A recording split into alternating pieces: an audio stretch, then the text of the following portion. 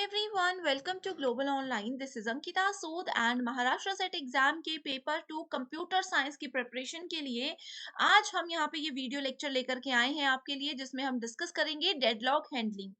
ये most repeated topic है examination में, हर साल यहाँ से क्वेश्चंस पूछे जाते हैं। तो इस वीडियो में स्मार्ट ट्रिक्स की हेल्प से मैं आपके सारे कॉन्सेप्ट्स क्लियर कर दूंगी एंड 100% श्योरिटी मैं आपको देती हूँ कि डेडलॉक हैंडलिंग में से एग्जाम में कुछ भी पूछा जाए आप लोग बहुत इजीली उसको सॉल्व कर सकते हो।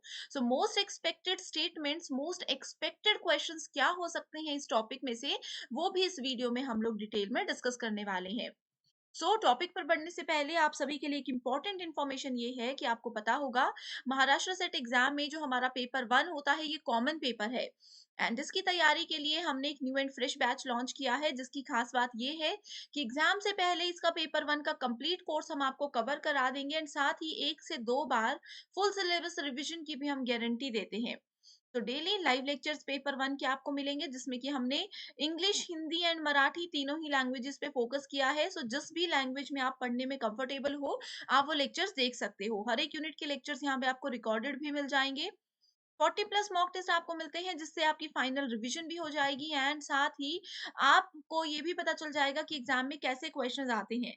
लास्ट 10 ईयर क्वेश्चन पेपर्स हम आपको देते हैं विद सॉल्यूशन एंड ये कंप्लीट कोर्स आपको इंग्लिश और मराठी दोनों लैंग्वेजेस में मिलेगा। तो ये न्यू बैच है एंड हम चाहते हैं कि हर एक स्टूडेंट इसका बेनिफिट उठा सके।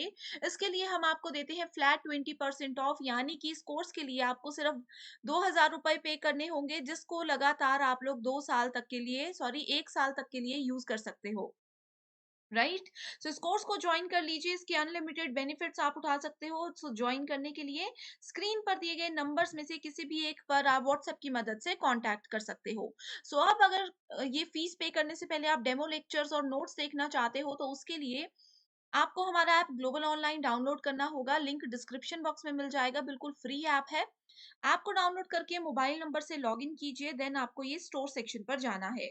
स्टोर सेक्शन पे जाने के बाद सर्च बार में आप लिखोगे महाराष्ट्र सेट एंड आपके सामने ये कंप्लीट कोर्स आ जाएगा। इस कंप्लीट कोर्स में स्टूडेंट्स यहाँ पे आप सामने देख सकते हो कि ये ओवरव्यू है, जो कि ऑलरेडी मैं बता चुकी हूँ। देन आपको जाना है कंटेंट सेक्शन पे, जहाँ पे यूनिट वाइज सेपरेट फोल्डर्स हैं। जो भी यूनिट का आप फ्री कंटेंट देखना चाहते हो डेमो के रूप में, आप यहाँ पे देख करके फिर नंबर्स पर कांटेक्ट करके इस कोर्स को ज्वाइन कर सकते हो। इसी के साथ फिर अब बढ़ते हैं अपने टॉपिक की ओर, जिसमें आज हम लोग डेडलॉक हैंडलिंग के डिफरेंट मेथड्स या फिर डिफरेंट स्ट्रेटेजीज हम बोल सकते हैं, इसको हम डिस्कस करने वाले हैं। ओके। इसमें सबसे पहली चीज जो आती है वो है डेडलॉक प्रिवेंशन, दूसरा है डेडलॉक अवॉइडेंस एंड तीसरा है डेडलॉक डिटेक्शन एंड रिकवरी। तो ये तीन चीजें होती है जिसकी मदद से हम लोग डेडलॉक को होने से बचा सकते हैं। ओके। अब देखो स्टूडेंट्स, प्रीवियस लेक्चर में मैंने आप लोगों को डेडलॉक बहुत ही सिंपल लैंग्वेज में बताया था। आई होप वो आप लोग समझ चुके हो। तो अब डेडलॉक हैंडलिंग में सबसे पहले प्रिवेंशन की अगर बात करें, तो इसमें लिखा है deadlock happens only when mutual exclusion, hold and wait, no preemption and circular wait hold simultaneously. देखो, तो डेडलॉक प्रिवेंशन कब होता है, उसको हम कब प्रिवेंट कर सकते हैं, जब इन चारों कंडीशंस में से किसी भी एक कंडीशन को अगर हम लोग रोक देते हैं होने से, तो डेडलॉक ऑटोमेटिकली प्रिवेंट हो जाता है। राइट। प्रीवियस लेक्चर में ही हम लोगों ने ये चीज डिटेल में डिस्कस की थी कि नेसेसरी कंडीशंस कौन सी होती हैं जिसकी वजह से डेडलॉक होता है। इन चार नेसेसरी कंडीशंस में से एक को भी अगर हम लोग रोक लेते हैं, तो ऑटोमेटिकली वो डेडलॉक होने से बच जाता है। Okay. And examination point of view से डेडलॉक प्रिवेंशन का मोस्ट इंपॉर्टेंट स्टेटमेंट क्या बोलता है, वो ये बोलता है कि deadlock prevention does not deal with safe and unsafe state। Exam में ये क्वेश्चन, ये स्टेटमेंट बार बार पूछी जाती है। कहीं पे भी अगर लिखा होगा कि सेफ और अनसेफ स्टेट के साथ डील नहीं हो रहा है, इसका मतलब हम लोग वहां पे डेडलॉक प्रिवेंशन मेथड को यूज कर रहे हैं। ओके। इस तरह से इसको आप लोग याद रख सकते हो। दूसरी चीज आती है, ये बहुत बड़ा एक टॉपिक है, पहले हम अवॉइडेंस पे जाते हैं, उसके बाद वापस मैं प्रिवेंशन आपको बताऊंगी, ठीक है। डेडलॉक अवॉइडेंस क्या बोलता है, in deadlock avoidance the operating system checks whether the system is in safe state और in unsafe state at every step which the operating system performs. ठीक है। देखो, प्रिवेंशन में सेफ स्टेट और अनसेफ स्टेट से कोई मतलब नहीं होता। एंड डेडलॉक अवॉइडेंस क्या करता है, हर एक स्टेप में हमारा ऑपरेटिंग सिस्टम कोई भी मान लीजिए एक प्रोसेस कर रहा है, जो प्रोसेस यहाँ से स्टार्ट हुआ है एंड वो प्रोसेस यहाँ पे एंड होगा। तो अवॉइडेंस क्या करता है, हर एक स्टेप में चेक करता है कि सिस्टम हमारा सेफ स्टेट में है या फिर अनसेफ स्टेट में है। तो डेडलॉक अवॉइडेंस के लिए एक बहुत इंपॉर्टेंट जो है एल्गोरिदम है, जिसका नाम है बैंकर्स एल्गोरिदम। आप लोगों ने बैंक में तो सुना होगा, लोन के लिए अप्लाई करते हैं तो कैसे कैसे काम होती हैं चीजें, वही चीज यहाँ पे बैंकर्स एल्गोरिदम में होती है। ठीक है, सो इसको भी हम डिटेल में डिस्कस करेंगे। और उसके बाद आता है फिर deadlock detection and recovery. So this approach let the processes fall in deadlock and then periodically check whether deadlock occur in the system or not। ठीक है, तो ये क्या करता है, पहले हमारे सिस्टम को डेडलॉक में आने देता है। एक बार सिस्टम डेडलॉक में आ गया, उसके बाद ये देखेगा कि अब इसको बाहर कैसे निकालना है, क्या क्या रीजंस थे जिसकी वजह से वो डेडलॉक में आया था। तो ये होता है deadlock detection and recovery. Okay, so वापस जाते हैं डेडलॉक प्रिवेंशन की ओर। सो देखो, यहाँ पे मैंने आपको बताया कि चार में से एक भी अगर यहाँ पे नेसेसरी कंडीशन को हम प्रिवेंट कर देते हैं तो वो डेडलॉक ऑटोमेटिकली प्रिवेंट हो जाता है। ठीक है, एक इंपॉर्टेंट स्टेटमेंट है जो कि प्रीवियस ईयर भी पूछी गई थी। वो स्टेटमेंट ये बोलती है कि we are restricting, here we are restricting the request. अब देखो, डेडलॉक के केस में ऑपरेटिंग सिस्टम कैसे काम करता है। प्रोसेस P1 ने क्या किया है, रिसोर्स R1 को वो अभी ऑलरेडी यूज कर रहा है एंड साथ ही उसने रिसोर्स R2 के लिए क्या कर रहा है, वो वेट कर रहा है, उसको रिक्वेस्ट करके रखी है। तो हम यहाँ पे क्या करते हैं, प्रिवेंट डेडलॉक होने से रोकने के लिए हम उसको रिक्वेस्ट देने से ही रिस्ट्रिक्ट कर देते हैं। हम प्रोसेस P1 को ये बोलते हैं कि आप अभी रिसोर्स R1 को यूज कर रहे हो, जब रिसोर्स R1 फ्री हो जाएगा उसके बाद आप R2 पर जाना, उसको पहले से ही आप होल्ड करके मत रखो। तो हम यहाँ पे रिक्वेस्ट को ही रिस्ट्रिक्ट कर देते हैं। इस चीज को आप लोगों ने याद रखना है। ओके, अब देखो यहाँ पे एक चीज और थी जो कि एग्जाम में पूछी गई थी पहले भी एंड ये अभी भी इम्पोर्टेंट है। वो क्या है कि डेडलॉक प्रिवेंशन में रिसोर्सेज की अगर रिक्वेस्ट हम करते हैं तो इसमें बोला गया है कि वो हर बार एक्सेप्ट हो जाती है। एक प्रोसेस ने किसी नए रिसोर्स के लिए रिक्वेस्ट की एंड वो रिक्वेस्ट उसकी एक्सेप्ट हो गई अगर वो किसी सेफ स्टेट में है।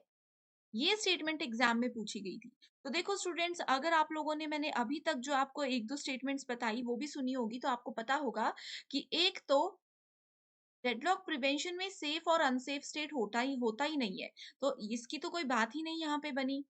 ठीक है, दूसरी बात यहाँ पे है कि हम रिक्वेस्ट को उसको रिस्ट्रिक्ट करते हैं, मतलब रिक्वेस्ट देने की उसको परमिशन ही नहीं है। तो यहाँ पे उसको रिक्वेस्ट को एक्सेप्ट करना या रिजेक्ट करना तो अलग चीज आ गई। सो इसलिए ये स्टेटमेंट जो है ये बिल्कुल फॉल्स है। ठीक है, सो जो स्टेटमेंट मैंने बोली कि the request for resources is always granted if the resulting state is safe, ये स्टेटमेंट फॉल्स है, क्योंकि ना इसमें सेफ अनसेफ स्टेट की बात होती है, ना ही इसमें रिक्वेस्ट हम इसको भेज सकते हैं। ओके, सो यहां तक की चीजें तो हमारी हो गई। अब इसके बाद डेडलॉक प्रिवेंशन करने के लिए क्या होता है, this scheme handles deadlock by making sure that one of the four necessary condition does not occurs and in this scheme the request for a resource may not be granted even if the resulting state is safe। ये वही चीजें हैं जो कि मैंने अभी आप लोगों को बताई हैं। ओके, अब आते हैं दूसरे पॉइंट पर जो कि है डेडलॉक अवॉइडेंस। सो डेडलॉक अवॉइडेंस क्या होता है, deadlock avoidance very very important, exam में मोस्ट ऑफ द चांसेस रहते हैं कि यही वाला सेक्शन पूछा जाए। ठीक है, इसमें क्या होता है, इसमें होता है wait for graph algorithm. So wait for graph algorithm यहाँ पे यूज होता है and as compare to deadlock prevention this particular method is less restrictive. इसमें किसी भी तरह के रिस्ट्रिक्शंस नहीं होती हैं, जैसे कि प्रिवेंशन में हमने बताया था। ठीक है, तो इसमें क्या होता है, request for resources is always granted. इसमें देखो, प्रोसेस P1 ने रिसोर्स R1 को पहले से होल्ड करके रखा हुआ है ठीक है, एंड वो R2 रिसोर्स के लिए क्या कर रहा है, रिक्वेस्ट कर रहा है।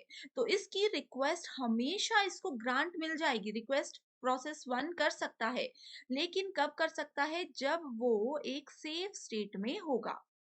जब जो हमारा रिजल्टिंग स्टेट है वो सेफ होगा, यानी कि रिसोर्स R2 जिसके लिए वो रिक्वेस्ट कर रहा है, अगर रिसोर्स R2 इस समय पे बिल्कुल फ्री है, तभी प्रोसेस P1 को उसकी परमिशन मिलेगी, अदरवाइज नहीं मिलेगी। फॉर एग्जाम्पल, अगर मान लीजिए प्रोसेस P1 ने क्या किया, R2 के लिए वहां पे रिक्वेस्ट की, ठीक है, एंड R2 फ्री है तो इसको ये रिक्वेस्ट एक्सेप्ट हो गई, इसको परमिशन मिल गई। लेकिन फिर से P1 ने R3 रिसोर्स के लिए भी क्या किया, रिक्वेस्ट की, बट इसको यहाँ पे इसकी परमिशन नहीं मिली। क्यों नहीं मिली, क्योंकि रिसोर्स R3 जो है वो already process P2 already use कर रहा है।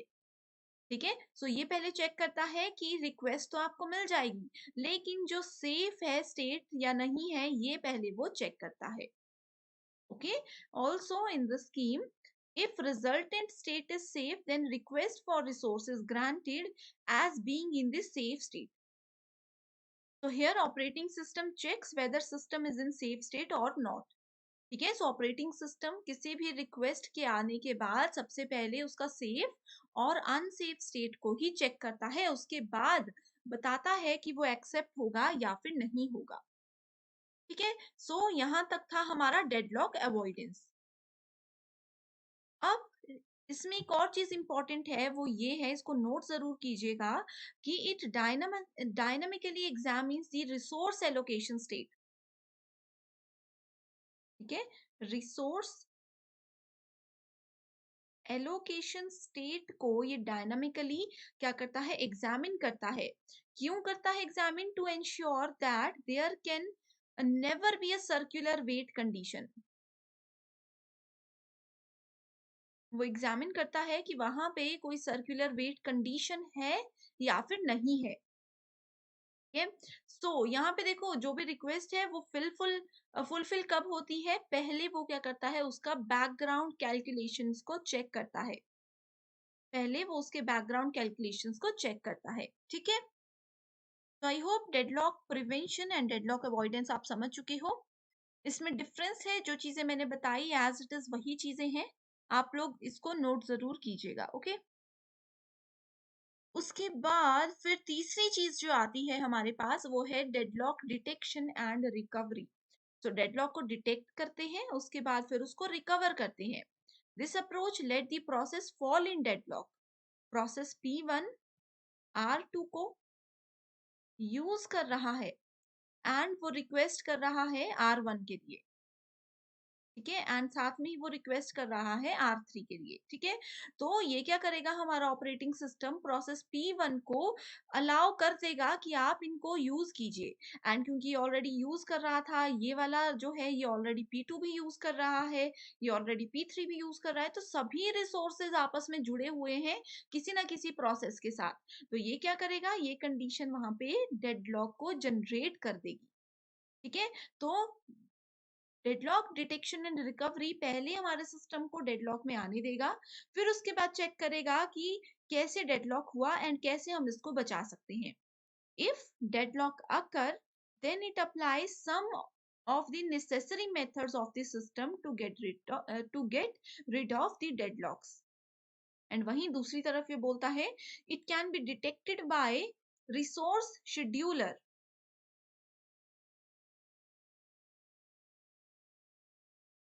ठीक है, रिसोर्स शेड्यूलर कौन होता है, जो कि प्रोसेसेस को रिसोर्स एलोकेट करवाता है।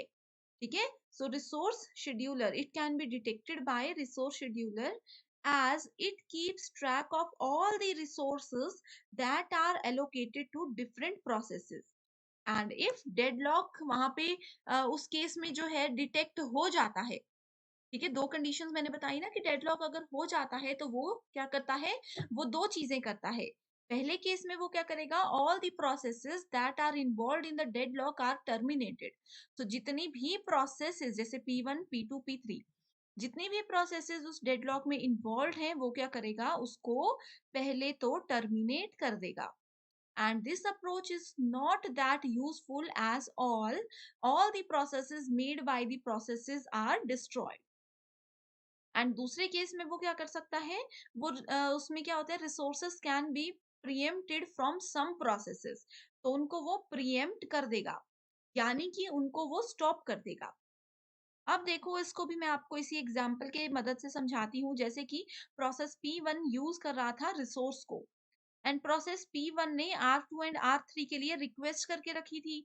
तो ये प्रीएम्प्ट कैसे करेगा, ये प्रोसेस P1 को बोलेगा कि एक स्टेप बैक ले लो, एंड जो रिक्वेस्ट की थी उनको वो कैंसिल करवा देगा। तो इस तरह से डेडलॉक को पहले वो डिटेक्ट करता है, एंड देन उसके बाद वो उसकी रिकवरी करता है। ठीक है।